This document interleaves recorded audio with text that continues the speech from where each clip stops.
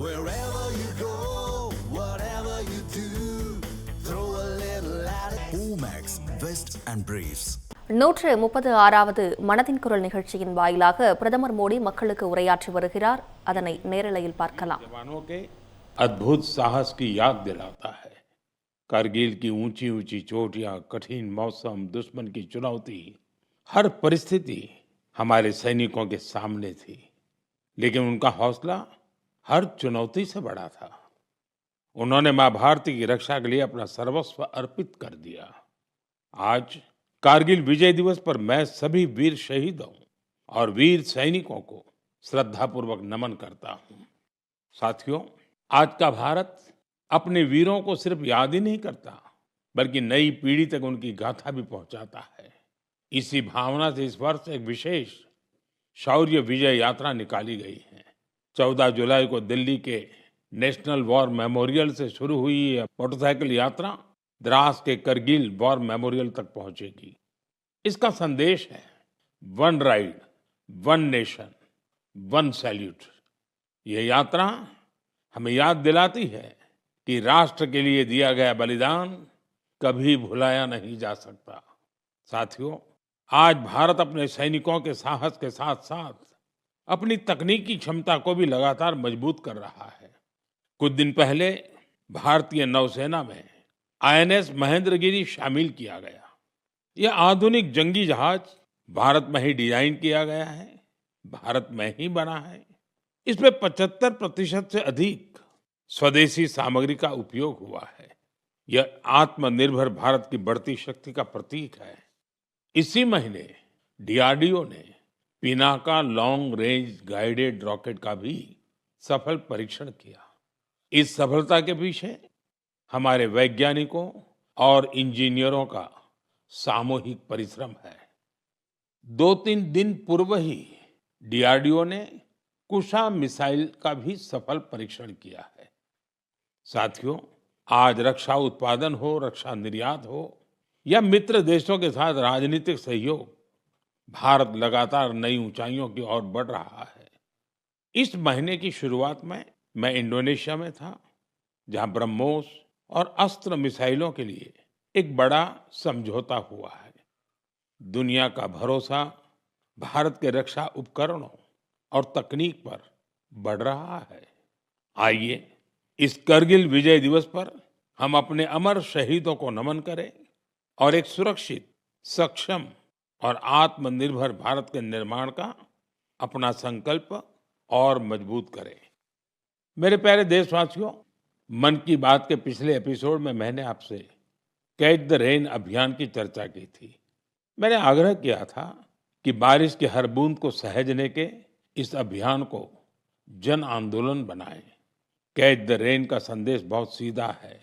जहां बारिश गिरे, जब बारिश गिरे, पानी को वहीं सहेजिए.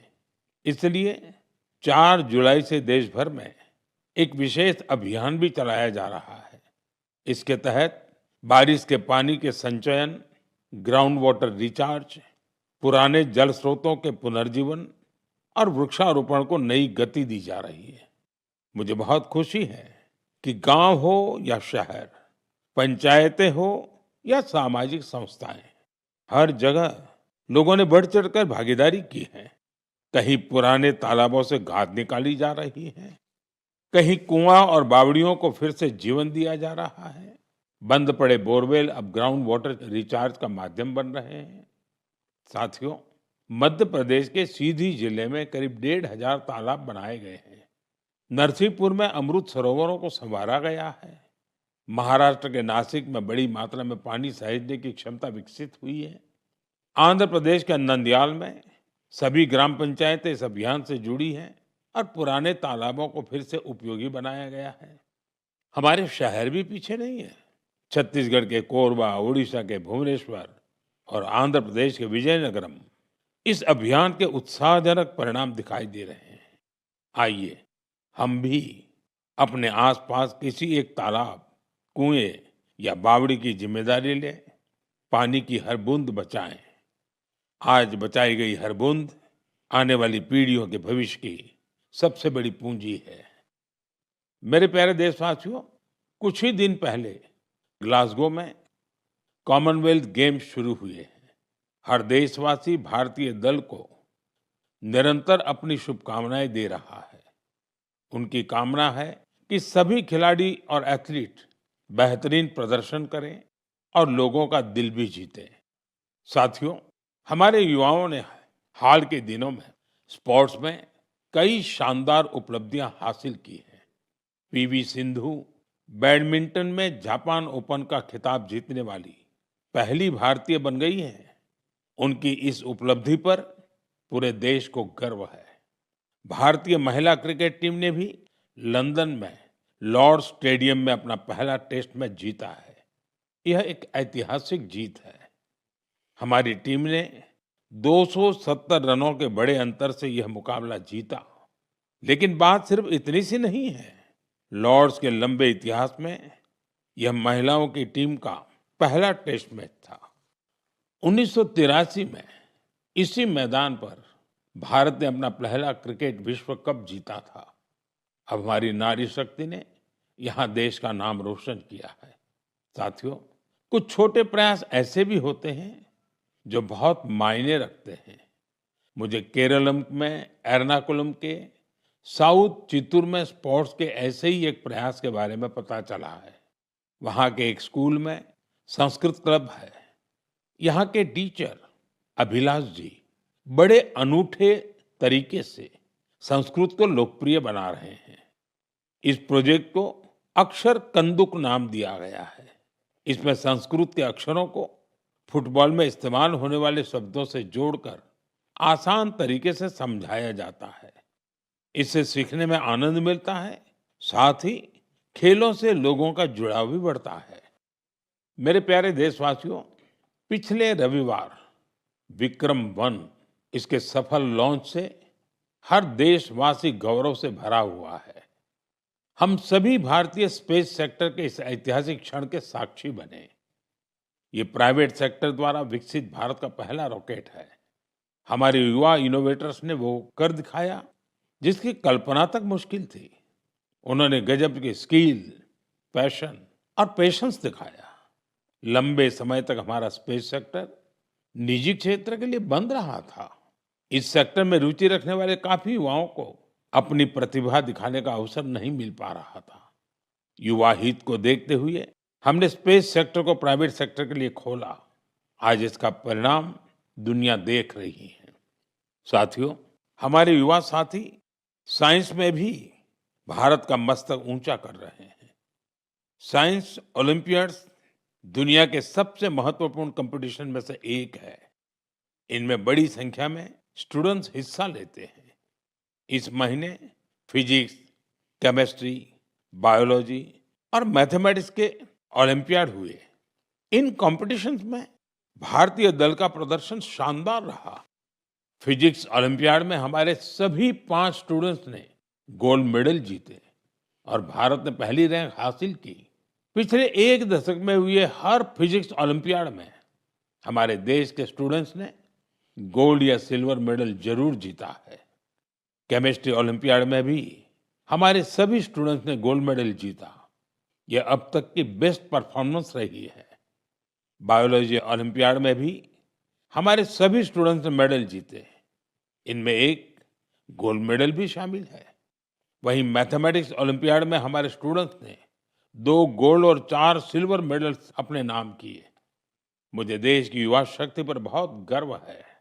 यह देखकर खुशी होती है कि भारत में ओलंपियाड्स और हैकेथॉन्स का कल्चर निरंतर बढ़ रहा है। मुझे विश्वास है कि देश के अधिक से अधिक युवा ऐसे फोरम्स में अपना इंटरेस्ट दिखाएंगे और भारत का परचम भी लहराएंगे।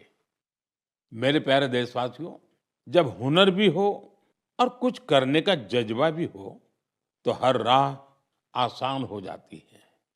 कश्मीर की पारंपरिक चटाई बगु को लेकर आज जो प्रयास हो रहे हैं उसमें इसी की झलक मिलती है। इसे सरकंडे और धान के पुआल से स्ट्रॉ से तैयार किया जाता है। इस चटाई को बनाने की परंपरा बरसों पुरानी है। इसके लिए सबसे पहले कश्मीर के दलदली इलाकों की घास और सरकंडे की कटाई की जाती है। धूप में सुखाने के बाद छटाई होती है और फिर शुरू होता है हाथों से बुनाई का काम। दो कारीगरों को एक चटाई बनाने में करीब करीब 4 दिन लगते हैं। यह चटाई अनूठी भी है और इको फ्रेंडली भी है। एक बड़ी खासियत यह है कि आपको गर्मियों में इससे ठंडक मिलेगी और सर्दियों में गर्माहट। पहले यह कश्मीर के हर घर में दिखती थी, लेकिन पिछले कुछ वर्षों में इसका उपयोग कम होने लगा था। ऐसे में श्रीनगर के गुलाम हुसैन जी और उनकी बेटी तंजिला जी ने एक संकल्प लिया। दोनों वगु क्राफ्ट की परंपरा को एक नया जीवन देने में जुट गए। गुलाम हुसैन जी बहुत ही साधारण परिवार से आते हैं। उन्होंने इस काम में कई तरह की चुनौतियां भी आई, लेकिन वगु के संरक्षण का उनका संकल्प अडिग था। देखते ही देखते उनके इस प्रयास से बहुत सारे लोग जुड़ते चले गए। गुलाम हुसैन जी ने इस कौशल को खूब बढ़ाया। अपने मिशन में उन्हें स्थानीय स्तर पर सरकारी सहयोग भी मिला। आज तेजी से लोकप्रिय हो रहा वगु देश के अन्य हिस्सों में भी पहुंच रहा है। मुझे इस प्रयास से जुड़े सभी लोगों पर बहुत गर्व है। आज हम सभी का लोकल प्रोडक्ट्स पर जोर है। हम वोकल फॉर लोकल के मंत्र को लेकर चल रहे हैं। ऐसे में कश्मीर का वगु भी आपके घर का हिस्सा बने, इस पर एक बार जरूर सोचिएगा। साथियों, हमारे देश में चाय सिर्फ एक पेय नहीं है, ये अपनापन भी है।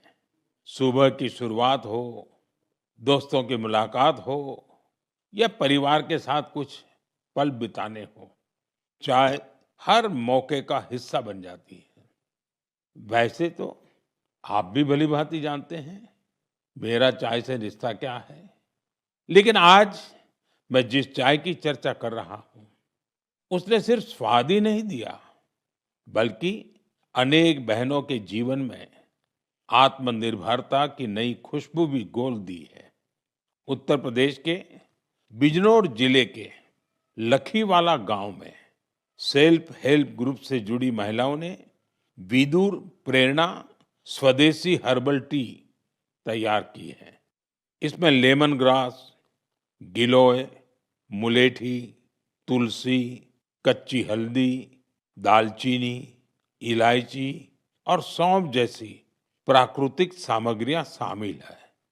अपने अनोखे स्वाद और गुणों की वजह से इस चाय ने बहुत कम समय में लोगों के बीच खास पहचान बना ली। प्रयागराज के महाकुंभ और दिल्ली के इंटरनेशनल फूड फेस्टिवल में इस हर्बल चाय को खूब सराहना मिली। विदेशों से आए लोगों ने भी इसमें दिलचस्पी दिखाई। साथियों, सबसे प्रेरक बात इसकी शुरुआत है। ये पूरा प्रयास सिर्फ 1 लाख रुपए से शुरू हुआ था। आज यह ब्रांड देश के बड़े संस्थानों तक पहुंच चुका है। ये पहल हमें बताती है कि जब स्थानीय ज्ञान, प्रकृति और महिलाओं का आत्मविश्वास साथ आते हैं, तो एक छोटा सा प्रयास भी बड़े बदलाव की शुरुआत बन जाता है। मेरे प्यारे देशवासियों, आज देश भर में एक पेड़ मां के नाम अभियान के माध्यम से लोग प्रकृति के प्रति अपना दायित्व निभा रहे हैं। जब समाज इस भावना से जुड़ता है, तो बहुत सुंदर और प्रेरक उदाहरण सामने आते हैं। साथियों, अहमदाबाद में जन भागीदारी की अद्भुत शक्ति दिखाई दी है। भाड़ज क्षेत्र में 1 घंटे के भीतर 3.5 लाख से अधिक पौधे रोपे गए। इसमें 25,000 से अधिक लोग जुटे। स्कूली बच्चे, एनसीसी कैडेट्स, स्वयंसेवक और आम नागरिक, सभी ने इस अभियान में हिस्सा लिया। आने वाले वर्षों में यही पौधे एक घने शहरी वन का रूप लेंगे। इस प्रयास को Guinness book of world record में दर्ज किया गया है। साथियों, एक पेड़ मां के नाम अभियान के तहत यूपी में भी जनशक्ति का अद्भुत संकल्प देखने को मिला है। वहां एक ही दिन में 12 जुलाई को 35 करोड़ से अधिक पौधे लगाए गए हैं। यूपी का सांसद होने के नाते मेरे लिए ये भी विशेष गर्व की बात है। मेरे प्यारे देशवासियों, पेड़ केवल मनुष्यों के लिए नहीं होते, वे अनगिनत जीवों के घर भी होते हैं। गुजरात के गीर के जंगलों में करीब 60 वर्षों बाद इंडियन ग्रे हॉर्नबिल फिर से बसेरा बना रहा है।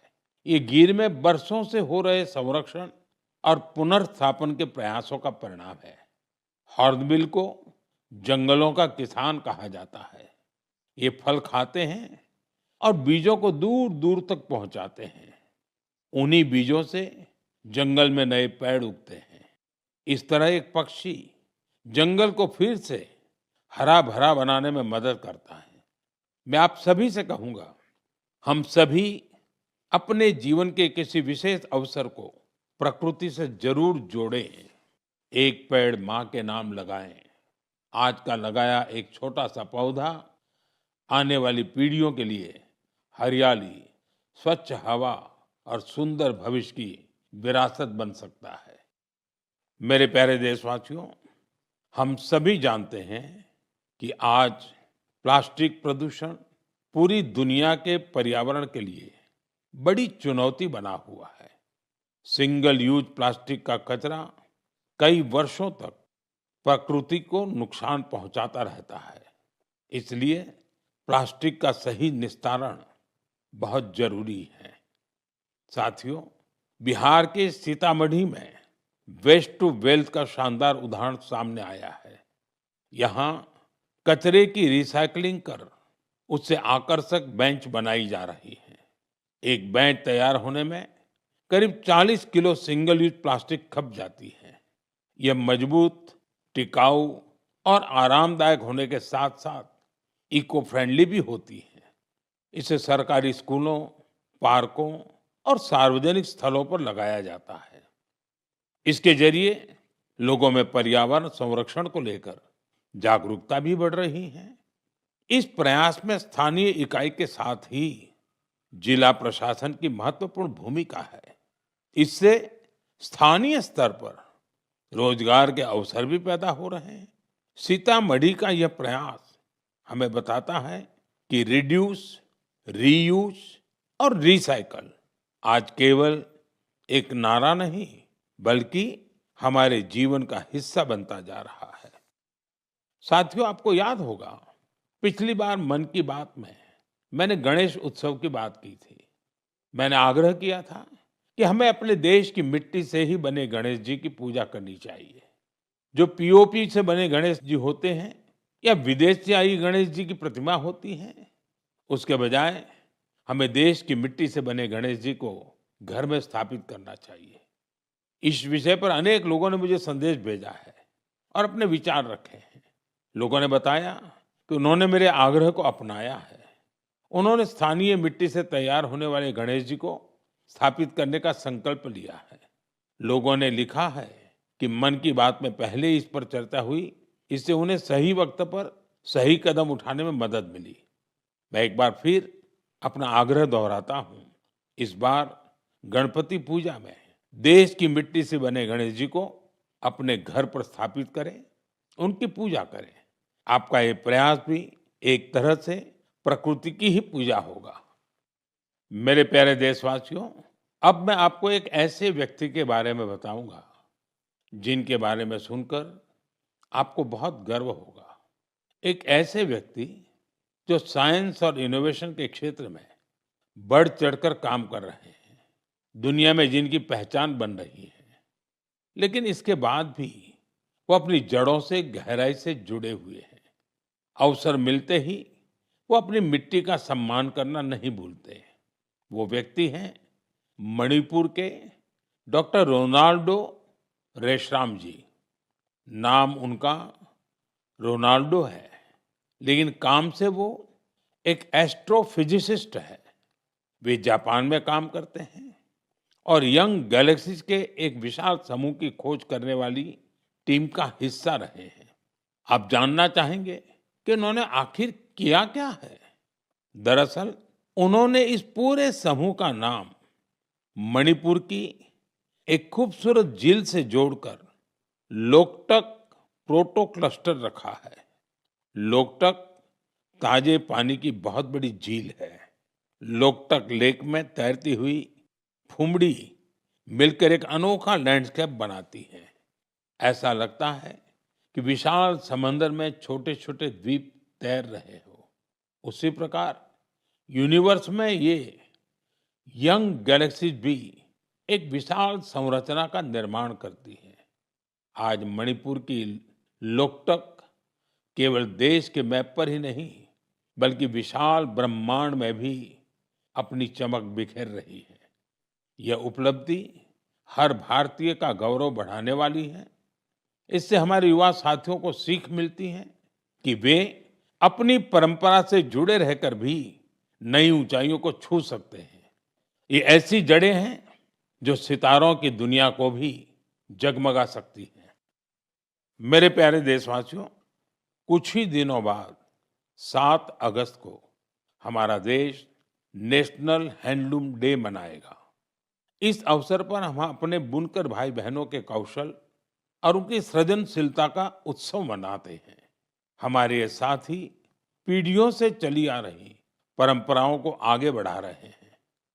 साथियों, हथकरघे से बना हर परिधान किसी न किसी क्षेत्र, समुदाय और इससे जुड़े असंख्य लोगों की कहानी को सामने लाता है। ये वो लोग हैं जो गर्व के साथ भारत की सांस्कृतिक विरासत को संजोने में जुटे हैं। आज के दिन मेरा आग्रह है कि हम हस्तकला को प्रोत्साहित कर अपने बुनकर साथियों का सम्मान करें। आइए हम वोकल फॉर लोकल की भावना को और सशक्त करें। साथियों, आज देश में जिस तरह हैंडलूम को बढ़ावा दिया जा रहा है, उससे बड़ी संख्या में लोगों का जीवन बेहतर हो रहा है। पोचमपल्ली से पटना और कुथमपल्ली से कच्छ तक इसके कई उदाहरण देखने को मिलते हैं। आज ऐसे कई लोग और समूह हैं जो हैंडलूम की हमारी गौरवशाली परंपरा को नई ऊर्जा और पहचान दे रहे हैं। कोई पोचमपल्ली इकत की सुंदर परंपरा को आगे बढ़ा रहा है, तो कोई महिला बुनकरों को जोड़कर वूल प्रोडक्ट्स बना रहा है। कुछ लोग केरलम की पारंपरिक कसाऊ कला को संरक्षित कर रहे हैं। इससे हमारी माताओं बहनों को रोजगार भी मिल रहा है। साथियों, एक और विषय जिसका मैं विशेष रूप से उल्लेख करना चाहूंगा, वह है खादी। हम सभी जानते हैं कि खादी महात्मा गांधी को बहुत प्रिय थी। बीते कुछ वर्षों में खादी काफी लोकप्रिय हुई है। पिछले 12 वर्षों में इसकी बिक्री 6 गुना बढ़ी है। बिक्री का यह आंकड़ा अब 8,000 करोड़ रुपए के करीब पहुंच चुका है। मेरा आप सभी से आग्रह है कि आने वाले त्योहार में खादी का कोई न कोई, हैंडलूम का कोई न कोई, हैंडीक्राफ्ट का कोई न कोई प्रोडक्ट जरूर खरीदें। मेरे प्यारे देशवासियों, अगर आपसे पूछा जाए कि भारत के कितने तरह के म्यूजिकल इंस्ट्रूमेंट्स हैं, तो आप सोच में पड़ जाएंगे। ऐसा इसलिए क्योंकि हमारे यहाँ बहुत से वाद्य यंत्र और उनसे जुड़ी परंपराएं हैं। इसी तरह का एक इंस्ट्रूमेंट है त्रिपुरा का चोंग प्रेंग। यह वहाँ की ट्राइबल कम्युनिटीज में काफी लोकप्रिय है। बांस से बने इस वाद्य यंत्र में 3 तार होते हैं। इससे निकली धुन बहुत मधुर होती है, जो सरोद से मिलती जुलती है। कुछ वजहों से युवाओं के बीच इसकी लोकप्रियता कम होने लगी थी। ऐसे में सूरज कुमार देव वर्मा जी ने इसे फिर से लोकप्रिय बनाने का संकल्प लिया। आज उनका प्रयास रंग ला रहा है। वे चोंगप्रेंग के साथ ही वहाँ के अन्य पारंपरिक वाद्य यंत्रों पर भी परफॉर्म करते रहे। Kokborok folk songs, Baul songs, Bengali folk उन्हें खूब भाता है। अब मैं आपको एक छोटी सी क्लिप सुनाना चाहता हूँ। इस संगीत को आप कभी भूल नहीं पाएंगे।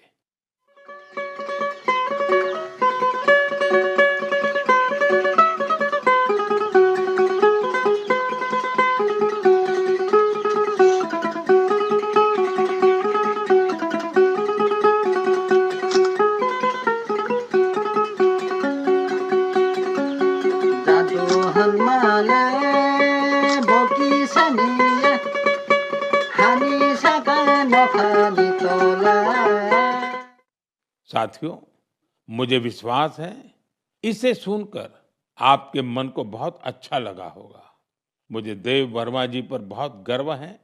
पारंपरिक संगीत को लोकप्रिय बनाने का उनका प्रयास बहुत ही सराहनीय है। मेरा आग्रह है कि आप भी अपने आसपास के पारंपरिक वाद्य यंत्र की जानकारी सोशल मीडिया पर जरूर शेयर करें। आपकी यह कोशिश दूसरों को भी पारंपरिक भारतीय संगीत से जरूर जोड़ेगी। मेरे प्यारे देशवासियों, कल 27 जुलाई को भारत रत्न डॉक्टर एपीजे अब्दुल कलाम जी की पुण्यतिथि है। डॉक्टर कलाम के व्यक्तित्व में कई प्रेरक रूप थे, लेकिन उनके हृदय के सबसे करीब एक शिक्षक की भूमिका थी।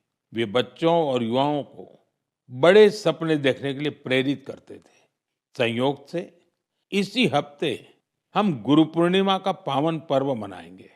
हमारे माता पिता हमारे पहले गुरु होते हैं। स्कूल के शिक्षक हमें अक्षर ज्ञान देते हैं। गुरु पूर्णिमा ऐसे सभी गुरुओं के प्रति कृतज्ञता जताने का अवसर है। मैं देश के सभी शिक्षकों और गुरुजनों को श्रद्धापूर्वक प्रणाम करता हूँ। साथियों, कुछ ही सप्ताह बाद हम अपनी स्वतंत्रता का महापर्व भी मनाएंगे। 15 अगस्त हर भारतीय के लिए गर्व का दिन है। ये उन असंख्य वीरों को याद करने का दिन है जिन्होंने भारत माता की स्वतंत्रता के लिए अपना सब कुछ समर्पित कर दिया। उनके त्याग और तपस्या की वजह से आज हमारे हाथ में तिरंगा है। इस तिरंगे में हमारे संविधान के आदर्श हैं। साथियों, पिछले कुछ वर्षों में हर घर तिरंगा अभियान ने पूरे देश को एक अद्भुत भावना से जोड़ा है। हर घर, हर गली में तिरंगे का उत्सव दिखाई देता है। इस वर्ष भी हमें हर घर तिरंगा अभियान को पूरे उत्साह के साथ आगे बढ़ाना है। अपने घर पर पूरे सम्मान के साथ तिरंगा फहराना है। साथियों, हर वर्ष 15 अगस्त से पहले आप मुझे बहुत से विचार और सुझाव भेजते हैं। इस वर्ष भी आप अपने विचार माईगॉव पर जरूर साझा कीजिए। मुझे आपके सुझावों का इंतजार है। साथियों, मन की बात में आज इतना ही। अगले महीने हम फिर मिलेंगे देशवासियों की अनेक नई उपलब्धियां और प्रेरक प्रयासों के साथ। तब तक के लिए मुझे अनुमति दीजिए। बहुत बहुत धन्यवाद। नमस्कार।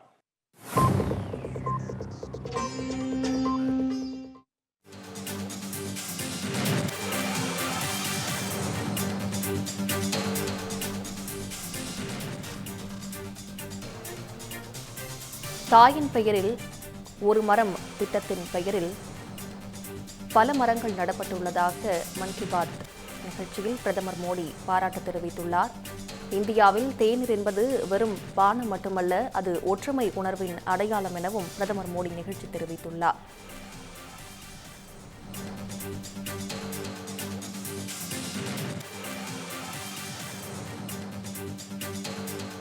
தமிழ் ஜனம் சேனலை சப்ஸ்கிரைப் பண்ணாம பார்த்துட்டு இருந்தீங்கன்னா மறக்காம சப்ஸ்கிரைப் பண்ணிடுங்க.